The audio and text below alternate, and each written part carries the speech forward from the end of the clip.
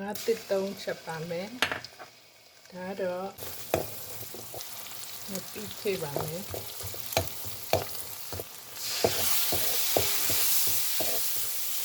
စီတက်တန်လုံးဒီတက်တန်ငါးလေးထည့်ပါမယ်ကြက်ခင်အပေါ်အောက်နှံလိုက်ပါမယ်ပြီးရင်ဇွန်းနဲ့မလုပ်တော့ပါအိုးဟိုလှုပ်ပြီးတော့လုပ်ပါတော့မယ်ဟိုဖုံးလေးဖုံးလိုက်ပါမယ်မကြည့်သေးအချင်းလေးထည့်ပါမယ်ရေတော့မထည့်တော့ပါဘူးငါခဏလေးနဲ့ကြက်တာဆိုတော့အချင်းလေးနဲ့ရပါတယ်ဟိုဖက်ဒီဖက်လုပ်ပြီးလိုက်ပါ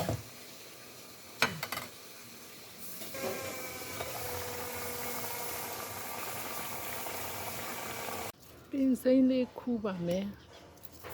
ငါဟင်းမ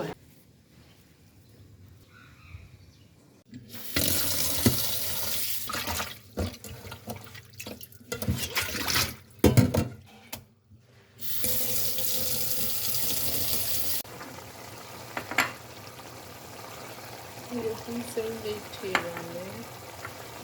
ဒီစိမ်းလေးထည့်ပါမယ်ရှာပါပြီ